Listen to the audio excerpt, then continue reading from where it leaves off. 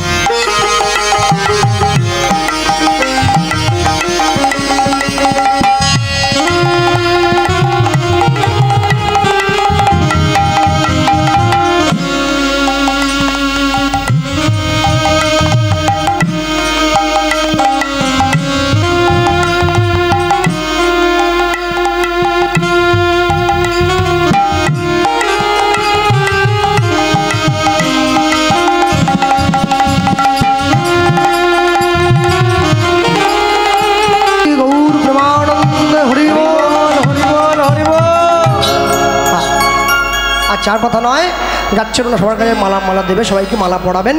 হ্যাঁ, নিজেদের মধ্যে নীরবতা বজায় রাখুন, যেখানে বলতেছিলাম। সবসময়ের জন্য মনে রাখবেন, জগতে যাই কিছু করুন না কেন, সত্যের সঙ্গে অসত্যের লড়াই হলে অসত্যের বাহিনী যত বড়ই হোক, সত্যের কাছে কিন্তু হার মানতেই হয়। হ্যাঁ, আর সব থেকে বড় আশ্চর্য কি, মুসলিম, আচ্ছা হ্যাঁ হ্যাঁ, সকলকে তো মালা পড়ানো সম্ভব নয়, তাই সকলের যথাযোগ্য সম্মান প্রদর্শন করে একখানি মালা সকলের উদ্দেশ্যে স্থাপন করা হলো। তাই গৌর প্রেমানন্দে হরি বল, হরি বল, হরি বল।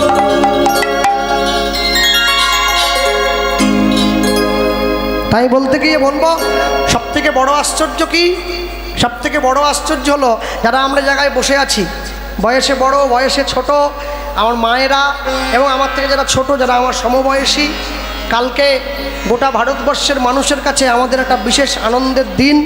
হ্যাঁ, আনন্দের দিন মানে আস্তে আস্তে আস্তে আস্তে আস্তে আস্তে ঠিক আছে, আস্তে। কালকে আমাদের সকলের কাছে একটা আনন্দের দিন। আনন্দ বলতে অন্য কিছু নয়, কালকে আমাদের সকলের শপথ গ্রহণ করার দিন। কি শপথ? যে ভারতবর্ষের মাটিতে আমরা আর যাই পারে হোক না কেন, আমাদের নিজেদের সত্তা কোনো দিন আলাদা করতে দেব না। হ্যাঁ, যিনি ভারতবর্ষের প্রধানমন্ত্রীর আসনে বসবেন, শপথ শুধু তিনি গ্রহণ করবেন না, গ্রহণ করবেন প্রত্যেকটি ভারতবাসী যারা আমরা বসে আছি। তবে যদি আমরা সকলে শপথ গ্রহণ করতে পারি, তবেই হবে ভারত আবার জগৎ সভায় শ্রেষ্ঠ আসন লবে। গোটা ভারতবর্ষের মানুষের প্রতিনিধি হয়ে কালকে প্রধানমন্ত্রী শপথ গ্রহণ করবেন, আর সেই সঙ্গে সঙ্গে আমরাও শপথ গ্রহণ করব। কেন? আপনারে লয়ে বিব্রত রহিতে আসে নাই কেহ অবনি পরে, সকলের তরে সকলে আমরা, প্রত্যেকে আমরা পরের তরে। আমরা বলতে গিয়ে লিখবো, সবার আগে বললো কি, হরি নামের নৌকা খালি, শ্রী গুরু কান্দারি উলুধ্বনি, হরি নামের নৌকা খালি, শ্রী গুরু কান্দারি, হরি নামের নৌকা খালি, শ্রী গুরু কান্দারি, হরি নামের নৌকা খালি, শ্রী গুরু কান্দারি, সংকীর্তন করা বলো দুবাহু প্রসাদী, সংকীর্তন করায়ল দুবাহু প্রসাদী, সকল জীব সকল জীব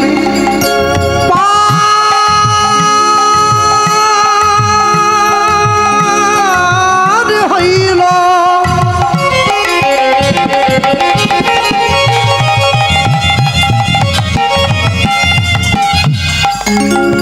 অগ প্রেমের বাতাসে দেখো লোচন দাস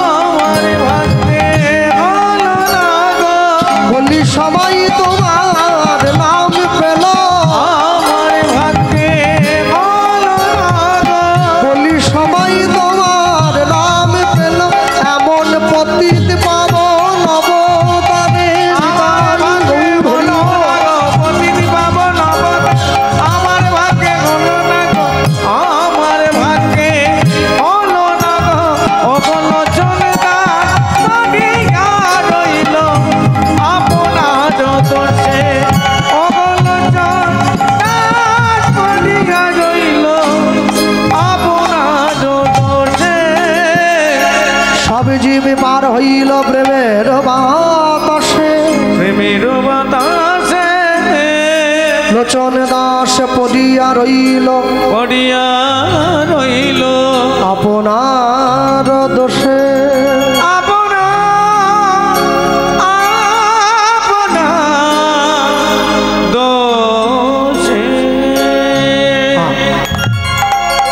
ছোট্ট করে গৌরচন্দ্রিকা শুনলাম, লীলা মাধুর্যের মধ্যে প্রবেশ করি। প্রবেশ করতে গিয়ে যা বলবো, ভগবান যুগ যুগ ধরে ভক্তের সকল অপমান সকল দুঃখ মাথা পেতে সয়ে নিয়েছে। ভক্ত মোরে খাওয়াইলে তবে আমি খাই, ভক্ত মোরে না দিলে মুই উপবাসে যাই, ভক্ত মোর মাতা পিতা ভক্ত মোর গুরু, ভক্ত ভালোবেসে আমায় ডাকে বাঞ্ছা কল্পতরু। সেই ভগবানও ভক্তের অপমানের বোঝা নিজের মাথায় তুলে নিচ্ছে। যে ভক্তের জন্য ভগবান এত অপমানের বোঝা সহন করে নিল, আমরা সেই ভক্তের কথা শুনব। লীলা মাধুর্য পরম বৈষ্ণব ছিল মাধব দাস গোস্বামীর জীবনী কথা। আমি বলতে একটু পিছন দিকে পিছিয়ে আসবো সবার আগে। তো আজকে যে আমাকে ডেকে এনেছে কীর্তনের নামটা যেন কি জানতো, হ্যাঁ জয়, ওই দাঁড়িয়ে আছে। তা ও কীর্তন টীর্তন শেখে, কীর্তন গাইবে হয়তো 2 বছর পর। তা ওর মা যে কীর্তন গাইবে আমি সেটা তো জানতাম না, আজকে আসার পরে শুনলাম। এখন মাস্টারের সামনে দাঁড়িয়ে বাংলা পড়ানো যায়, অসুবিধে হয় না, কিন্তু কীর্তনিয়াদের সামনে দাঁড়িয়ে কীর্তন গাইতে একটু ভয় আমার করে। আর কার কী করে আমি বলতে পারবো না, সবাই তো সমান নয়, আমার একটু ভয় করে। যাক, ভুল টুল যদি হয় ক্ষমা টমা করবেন, আর কি বলবো। তাই বলতে গিয়ে সবার আগে বলবো একটু পিছন দিকে পিছিয়ে আসবো। আর ও যার কাছে কীর্তন মানে বর্তমানে শিখছে, যদিও সে খুব অসুস্থ, কিন্তু সে আমার খুব বিশেষ পরিচিত মানুষ। ফোনে নিত্য প্রায় কথা হতো আগে, এখন অসুস্থ জন্য প্রতিদিন কথা বলতে পারি না। তিনি হচ্ছেন অরুণ চট্টোপাধ্যায় মহাশয়। তিনি আমার বিশেষ পরিচিত এবং ভালোবাসার মানুষ। তা আমি বলতে গিয়ে সবার আগে বলবো, শ্রীকৃষ্ণ চৈতন্য মহাপ্রভু তিনি জীবনে 2 বার বিয়ে করেছেন। প্রথম স্ত্রী লক্ষ্মীপ্রিয়া, পরেরটা বিষ্ণুপ্রিয়া।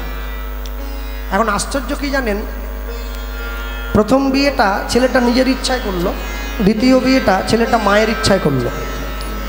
ছেলে যখন বিয়ে করতে যায় মায়ের পায়ে হাত দিয়ে বলে যায়, মা তুমি আশীর্বাদ করো, তোমার জন্য দাসী আনতে যাচ্ছি, বলে না? হ্যাঁ, না না না, দেউলিয়ায় সব ভালো ছেলে, আমাদের পশ্চিম মেদিনীপুরে ওরে বাপরে সব বিরাট ব্যাপার। তো মায়ের পায়ে হাত দিয়ে মাকে প্রণাম করে বলে, মা তুমি আশীর্বাদ করো, তোমাকে দাসী বানাবো, আমি সেই ব্যবস্থা করতে যাচ্ছি। আমিও বলবো কদিন পরে, আমার মা তৈরি হচ্ছে, আমার ছেলেও বলবে। যাক, মহাপ্রভু মায়ের পায়ে হাত দিয়ে বলছে, মা তুমি আশীর্বাদ করো, তোমার জন্য দাসী আনতে যাচ্ছি। আচ্ছা, ছেলে যদি মায়ের পায়ে হাত দেয়, মায়ের কর্তব্য কি? ছেলের মাথায় হাত দিয়ে আশীর্বাদ করা। নিমাই যখনই সচিমায়ের পায়ে হাত দিয়েছে, সচিমা নিমাইয়ের মাথায় হাত দিয়ে আশীর্বাদ করছে, বাবা জীবনের সুখী হও। যেই মাথায় হাত দিয়েছে, নিমাই সঙ্গে সঙ্গে মায়ের হাতটা ধরে নিয়েছে, বলছে, মা কে এতদিন পর্যন্ত কেঁদেছি নদিয়াবাসীর জন্যে, আজকে বিয়ে করে তোমার দাসী তোমার চরণে দিয়ে আমি কাঁদবো জগৎবাসীর জন্য। এই কথার মধ্যে যে কি লুকিয়েছিল সচিমা বুঝলো না, ছেলেটাকে বিয়ে দিতে পাঠিয়ে দিল। ছেলে বিয়ে করে এসে সচিমায়ের হাতটা বিষ্ণুপ্রিয়ার হাতে ধরিয়ে দিয়েছে, আর ধরিয়ে দিয়ে কি বলছে, মা এই রইল তোমার দাসী, এবার আমায় বিদায় দাও, এবার আমি আসি। সচিমা বলছে, কি রে তুই আমায় মিথ্যে কথা বললি? বলে, মানুষে এত মিথ্যে কথা বলছে, আমি তোমায় মিথ্যে বলিনি, একটু ভুল করে তোমাকে ঘুরিয়ে নাক ধরিয়েছে। মানুষ মিথ্যে বলে না, মিথ্যে বলে না। যাদের বাড়িতে ভোগারতি কীর্তন হয়, মহাপ্রভু আছে, রাধা গোবিন্দের ভোগ হয়, হ্যাঁ কি বলে, আলু ভাজা উৎসব আছে না, ভোগারতি পদে করে তো, মাল পোয়া সর ভাজা আর লুচি পুরি, দরজা খুলিয়া দেখি একটু খিচুড়ি, ভজপতি তো উদ্ধারণ শ্রী গৌর হরি। ও দিয়েছে খিচুড়ি আর গান গাইছে, মাল পোয়া সর ভাজা। আরে ভাই, তুই খিচুড়ি দিয়ে মাল পোয়া সর ভাজা কি? তো বল মহাপ্রভুকে বল যে আমি খিচুড়ি দিলাম, তুমি খাও, খিচুড়ি খাও, অ্যাসিড হোক গ্যাস হোক তোমার হোক, আমার কি? হ্যাঁ, দেবার বেলা খিচুড়ি আর গান গাইছে মাল পোয়া সর ভাজা। যা দেবো তাই তো গাইতে হবে। বৈষ্ণব মহাজন বলছেন, না না, আমি লেখার লোক লিখে দিয়েছি, তুমি খিচুড়ি দাও, কিন্তু তোমার ভক্তিটা যেন মালপোয়া সরভাজার মতো করেই তার চরণে থাকে। তুমি মালপোয়া সরভাজা দিলে, কিন্তু ভক্তিটা খিচুড়ির মতো, ওতে লাভ নেই কিছু। ভক্তিটাকে ভগবানের চরণে সঠিক করে দাও। হ্যাঁ, কালকে আমাকে একজন বলছে, হ্যাঁ রে কৃষ্ণ, তুই যে দলকে ভালোবাসিস, আমি যে দলকে ভালোবাসি, ভালো আমরা একে অপর দলকে বাঁচতেই পারি, সবার তো সমান হবে না, কিন্তু মনে রাখিস তোর দল যদি নির্বাচনে যেতে, আমার দল যদি হারে, তুই কি করলি? আমার বাড়িতে এসে আমার বাড়িঘরটা ভেঙে দিয়ে গেলি। একবার তুই চিন্তা কর, তুই যে আমার বাড়িতে এসে আমার বাড়িঘরটা ভেঙে দিয়ে গেলি, তোর দেওয়া ভোটে নির্বাচনে যে জিতলো সে যদি এমপি হয়ে যায় 80,000 টাকা বেতন পাবে, স্টাইপেন্ড পাবে, 35 বার প্লেনে চেপে ঘুরবে, আর তুই বিনা দোষে বিনা স্বার্থে পাড়ার লোকের ঘরটা ভেঙে দিয়ে চলে গেলি। লাভ কি হলো? লাভ কি হলো? একটা মানুষকে ঘর ছাড়া করে দিলি না। একে ভালোবাসা বলে না, একে বলে প্রতিহিংসা। কাকে ভালোবাসা বলে? যে ভালোবাসায় অপরের কোনো ক্ষতি হয় না, তাকে ভালোবাসা বলে। মহাপ্রভু মায়ের কাছ থেকে বিদায় নিয়ে সন্ন্যাস হয়েছেন, আর সন্ন্যাস হয়ে কোথায় গিয়ে উঠেছেন? শান্তিপুরে অদ্বৈত আচার্যের ঘরে হাতটা ধরেছেন, নিতাই চাঁদের হাত ধরে বলছি, দাদা আমার মনে একটা ইচ্ছা ছিল। কি ইচ্ছা? আমি আর জগন্নাথ দেখতে যাবো, আমার নিয়ে যাবে? নিতাই চাঁদ মহাপ্রভুকে বলছে, তুই আমার 7 নয় 5 নয় একমাত্র ভাই, তোকে নিয়ে যাবো না, কাকে নিয়ে যাবো? ভাই আমার সঙ্গে আয়। হাত ধরেছে, 2 ভাই জগন্নাথ দেখতে চলে যাচ্ছে। সঙ্গে কারা?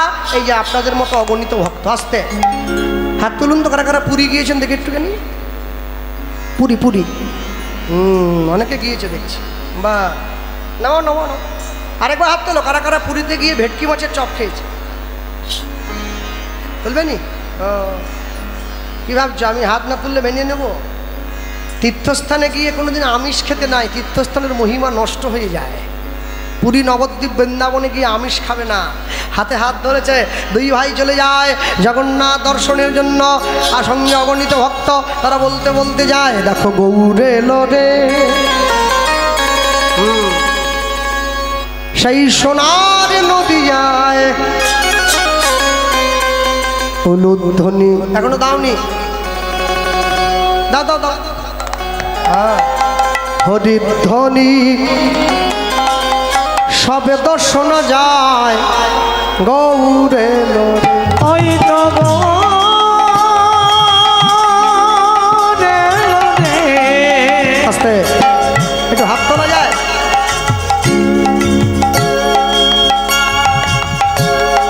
জয় একটু ছবি করে রাখো। হাত যে না তুলবে সে লক্ষ্মীর ভান্ডার পাবেনি।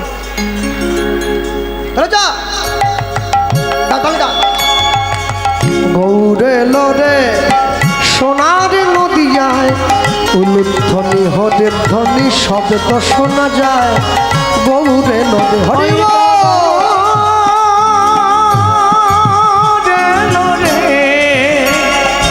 সোনার নদিয়ায়, উলুধ্বনি হরি ধ্বনি শব্দ শোনা যায়, গৌরে লোরে। ওই গৌরে লোরে সোনার নদিয়ায়, উলুধ্বনি হরে ধ্বনি শব্দ শোনা যায়, গৌরে লোরে উলুধ্বনি সোনার নদিয়ায়, উলুধ্বনি হরি ধ্বনি শব্দ শোনা যায়, মোদের গৌরে লোরে। গৌরে লোরে সঙ্গে নিতাই লোরে, গৌরে লোরে সঙ্গে নিতাই লোরে। হাত নামে নিচে কাটা থাকো। দাও ক্যামেরাটা ঘোরাও ঘোরাও ঘোরাও। গৌরে লোরে সঙ্গে নিতাই লোরে, গৌরে লোরে সঙ্গে নিতাই লোরে। ওই তো গৌরে লোরে সোনার নদিয়ায়, উলুধ্বনি হরে ধ্বনি শব্দ শোনা যায়, গৌরে লোরে হরি হরি গৌরে লোরে সোনার নদিয়ায়, হরি উলুধ্বনি হরি ধ্বনি শব্দ শোনা যায়, মোদের গৌরে লোরে। ওই তো গৌরে লোরে সোনার নদিয়ায়, উলুধ্বনি হরে ধ্বনি শব্দ শোনা যায়, গৌরে লোরে ওই গৌরে লোরে উলুধ্বনি হরি ধ্বনি শব্দ শোনা যায়, মোদের গৌরে লোরে। কে কে তোরা নাম নিবিড়ে ছুটে ছুটে আয়, কে কে তোরা নাম নিবিড়ে ছুটে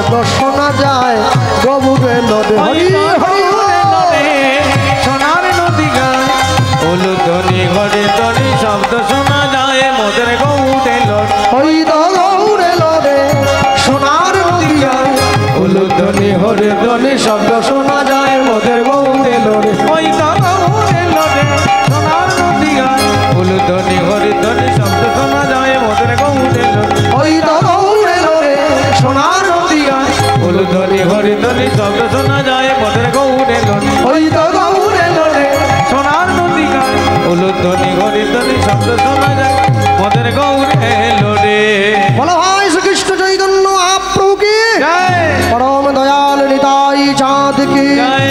নিতাই গৌর প্রেমানন্দ হরি বল। নিতাই গৌর গৌর প্রেমানন্দে হরি বল। দয়াল গৌরামা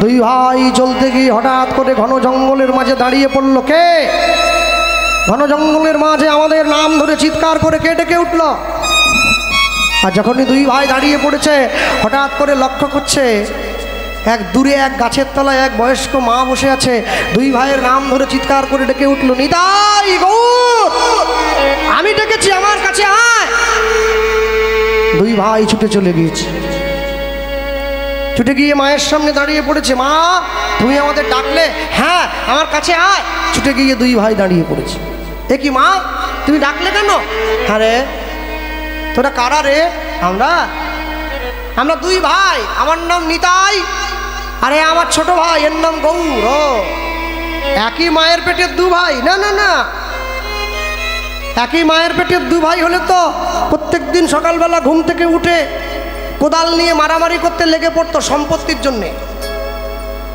ভগবান জীবনে দুবার হাসে কখন যখন নার্সিংহোমের বিছানায় রুগী গিয়ে শুয়ে থাকে আর ডাক্তার গিয়ে রুগীর সামনে দাঁড়িয়ে বলে আপনার কোনো চিন্তা নাই আমি যখন আছি আপনি বাঁচবেন ভগবান হাসে ডাক্তারের দিকে তাকিয়ে বলে হ্যাঁ গো ডাক্তার তুমি যে ওকে বাঁচার গ্যারেন্টি দিচ্ছ তুমি নিজে কতক্ষণ বাঁচবে সে গ্যারেন্টি তোমাকে দিল বলে না একটু মনের জোরটা বাড়াচ্ছিলাম আমি হ্যাঁ আরেকবার ভগবান হাসে তখন জানেন এখন দুই ভাই ফিদা ফেলে জায়গা ভাগ করে তোর 5 কাঠা আমার 5 কাঠা ভগবান হাসে বলে কার সম্পত্তি কাকে দাও রে জায়গা তো আমার পরের জায়গা পরের জমি ঘর বানাই আর ওই আমি তো সেই ঘরের মালিক নই হ্যাঁ তবে আমি শুনেছিলাম মানুষের নাকি জায়গা একটা আছে মানুষ মরে গেলে নাকি 3.5 হাত জায়গা দেয় আমি যদিও মরিনি মরার পরে বুঝবো কতটা দিচ্ছে তবে করোনায় যারা মরে গেছে ওরা সেটাও পায়নি একটার ওপর টেনে নিয়ে গিয়ে আরেকটাকে ফেলে দিল হ্যাঁ তারপরেও মানুষের যত লোভ মানুষের যত চাওয়া মনে রাখবেন জীবনে এক ধরনের মানুষ সব থেকে দুঃখে থাকে কি জানেন যে মানুষটা অল্পে সন্তুষ্ট নয় সে কোনোদিন সুখী হতে পারবে না তার জীবনে সারা জীবন দুঃখ যে অল্পে সন্তুষ্ট নয় আরও চাই আরও চাই আরও চাই সারা জীবন ভরা তার দুঃখ আরেকটা দুঃখ কার জানেন যে মানুষ সবাইকে সুখী করতে যায় সে সারা জীবনের দুঃখী সব থেকে দেউলিয়া গ্রামের বড় লোক যে সে বাড়ির 3 তলার ছাদে উঠে রাত্রিবেলা উঠে দেখছে আমার তো ঘুম হয় না বাড়িতে এসি মেশিন বসানো তাও এপাড় ওপাড় করতে হচ্ছে আর আমার বাড়ির পিছন দিকে যে মুচিটার বাড়ি আছে ও কি সুন্দর তিরপল টানানো বাড়ি কারেন্টও নাই ও আলু ভাতে আর পান্তা খেয়ে নাক ডেকে ঘুমোচ্ছে এই গরমে হ্যাঁ তো গিয়ে ওর বউকে বলছে হ্যাঁ গো আমার ঘুম হয় না আর কী করে মুচিটা ঘুমোচ্ছে ওর বউ ওকে বলছে তুমি কি ঘুমোবে বলে আমি একটু ঘুমোতে চাই বলে কালকে সকালবেলা মুচিটাকে ডেকে তোমার সম্পত্তি 7 দিনের জন্য মুচির নামে করে দাও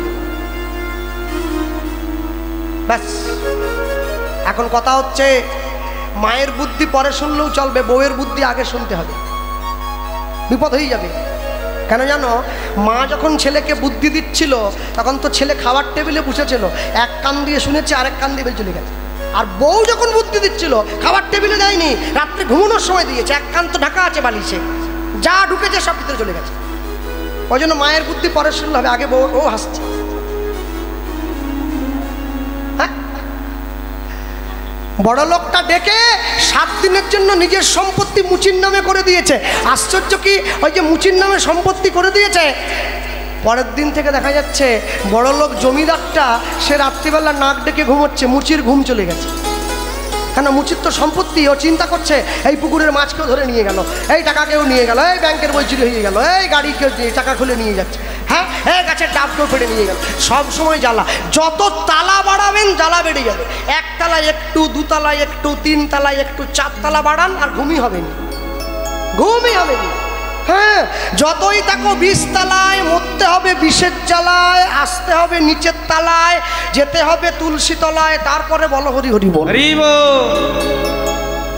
এমনি হবে না, এমনি হবে।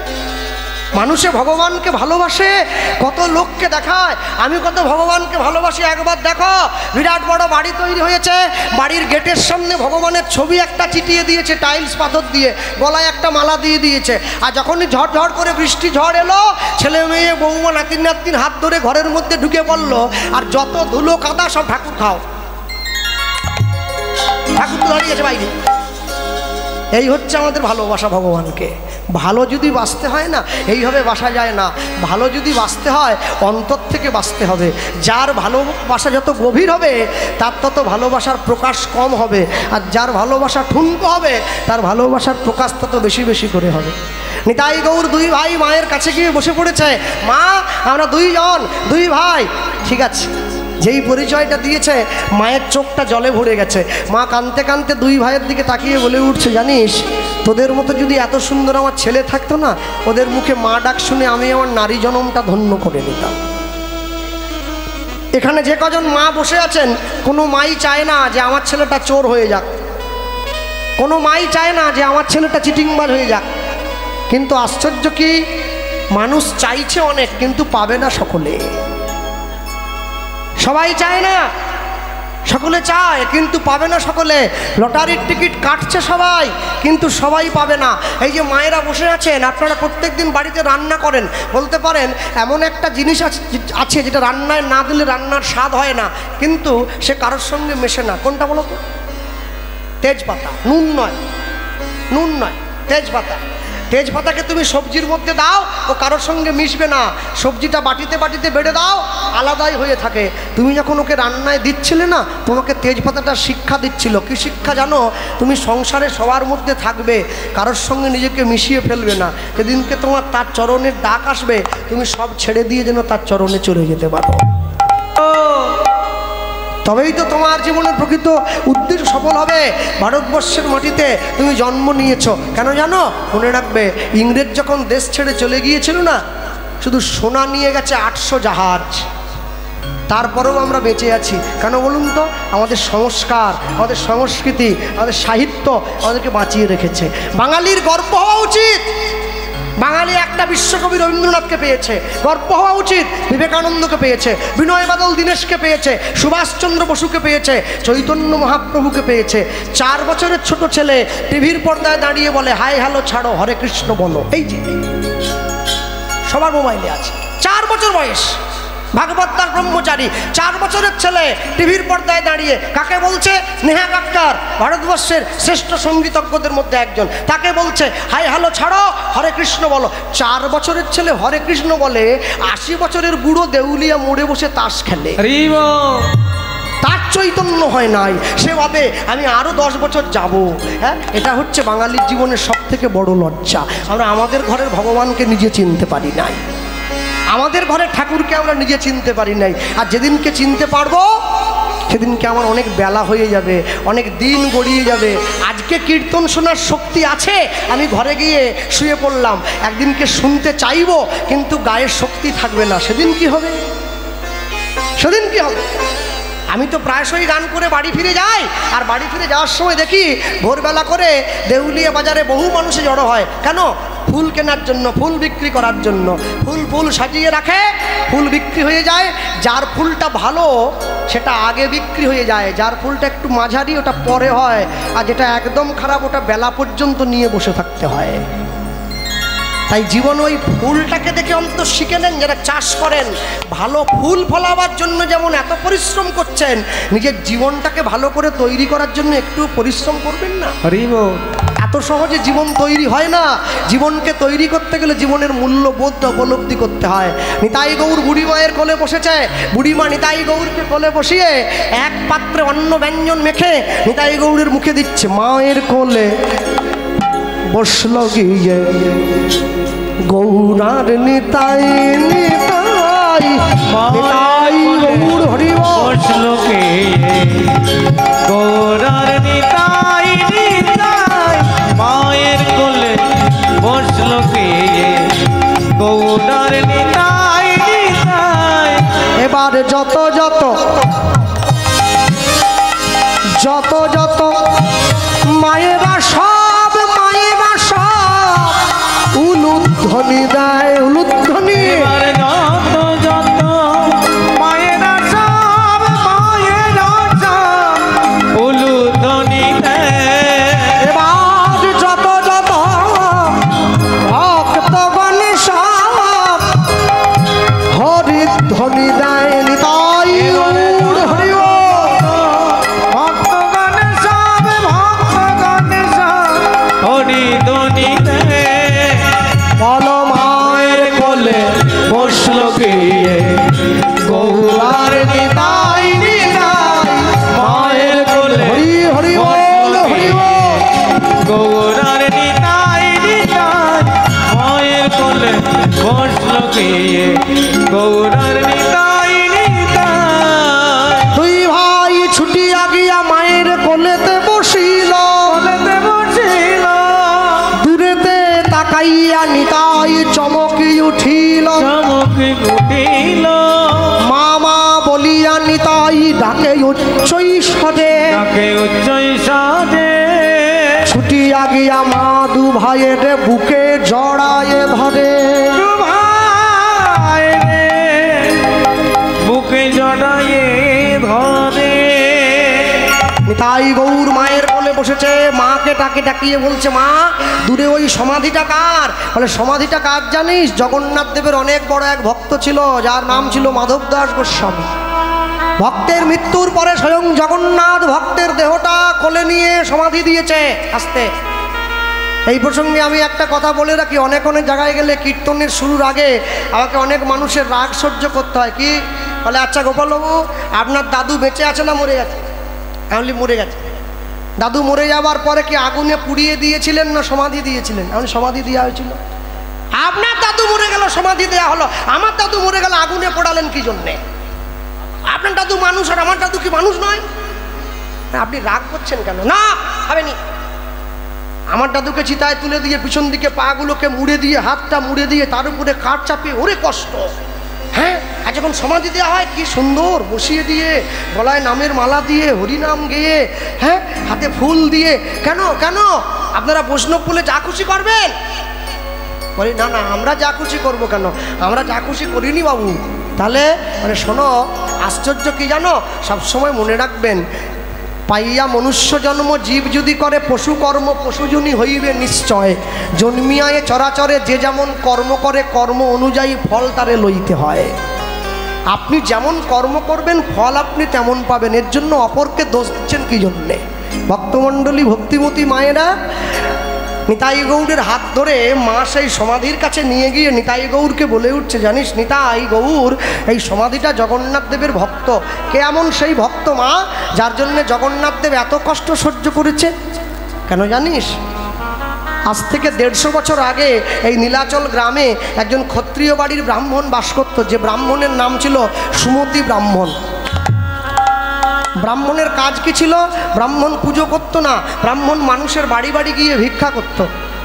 হ্যাঁ, তারা প্রকৃত সাধু হয়েছে, গেরুয়া পোশাক পরে, বড় দাঁড়িয়ে আছে, বড় জটা, বিয়ে করেনি। প্রকৃত সাধু কোনোদিন 5 বাড়ির বেশি ভিক্ষা চায় না, পাক আর না পাক। তারা প্রকৃত বৈষ্ণব হয়েছে। প্রকৃত বৈষ্ণব কোনোদিন বিয়ে করেনি, ডোর কৌপিন বহির্বাস পরে, মাথা নেড়া আছে, মঠে মন্দিরে থাকে। প্রকৃত বৈষ্ণব কোনোদিন 11টা বাড়ির বেশি ভিক্ষে চায় না, পাক আর না পাক। প্রকৃত ভক্ত যে হয়েছে, ভগবানকে সেবা দিয়ে প্রসাদ গ্রহণ করে, বৈষ্ণবতা গ্রহণ করেছে, প্রকৃত ভক্ত কোনোদিন 21টা বাড়ির বেশি ভিক্ষে চায় না, পাক আর না পাক। কিন্তু আমার মতো ভিখারি একদিনে 3 পালা গান হলেও করতে ছাড়েনি, সকালে একটা, দুপুরে একটা, রাতে একটা। ডেলি 3টে করে। আমার বাজেটটা আবার বেশি, 5 দিনে 15, ডেলি 1.5 লাখ টাকা। ভগবান বলে তুই করছিস কর, অসুবিধে নেই।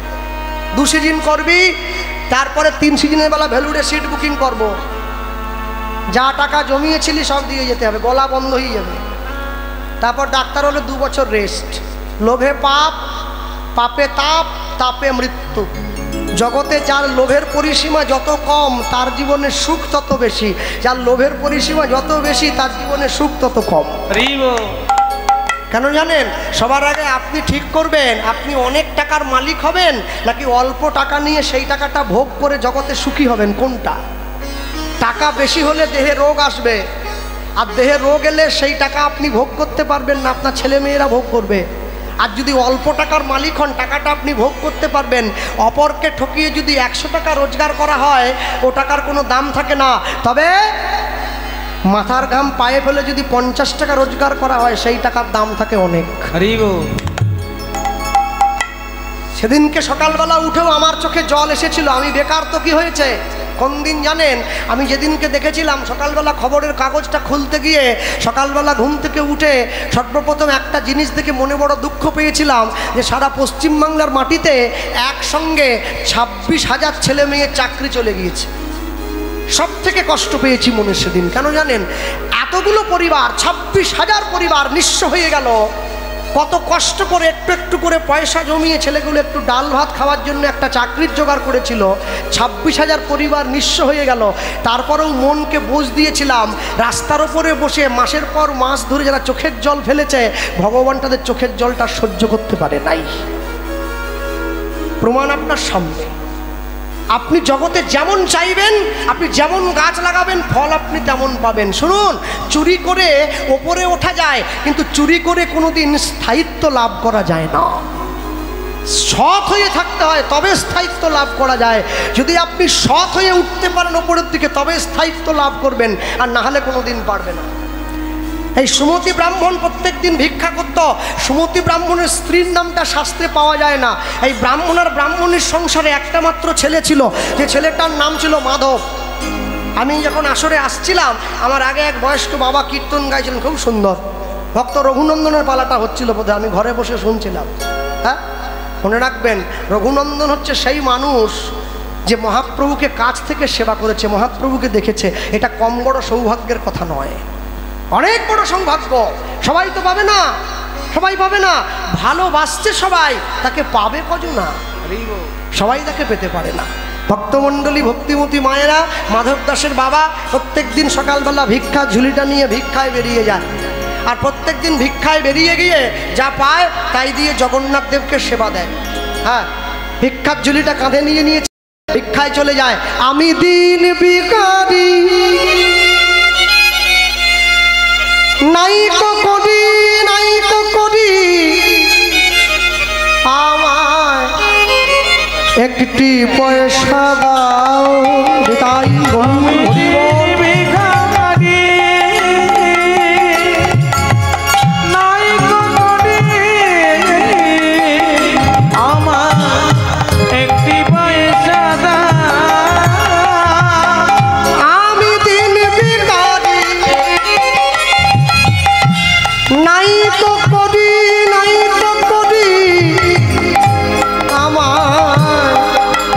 একটি পয়সা আমি দিন ভিখারি নাই করি, আমার একটি পয়সা ওগো তারে না পথিক হেরি নয়নে যাত অশ্রুবারি, তারে না পথিক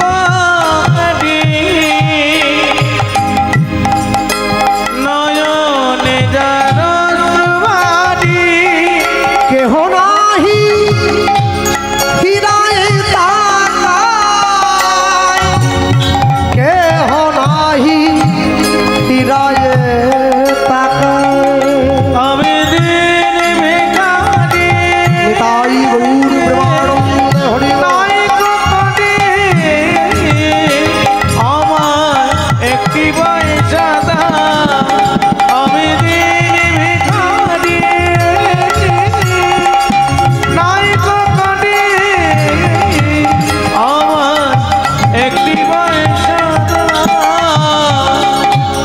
যারা বসে আছেন এই জায়গায়, আমি সকলের জন্য বলবো, যারা গান বাজনার সঙ্গে যুক্ত, গান বাজনা ভালোবাসেন, গান বাজনা করেন, সকলে শুনুন। কীর্তনের মধ্যেও সুর আছে।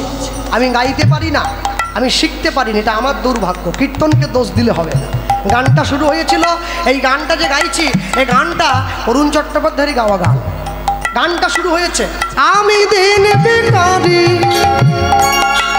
নাই কপি, আমায় একটি পয়সা দাও। এই তো গানটা যদি গাই, চেষ্টা করতে পারি।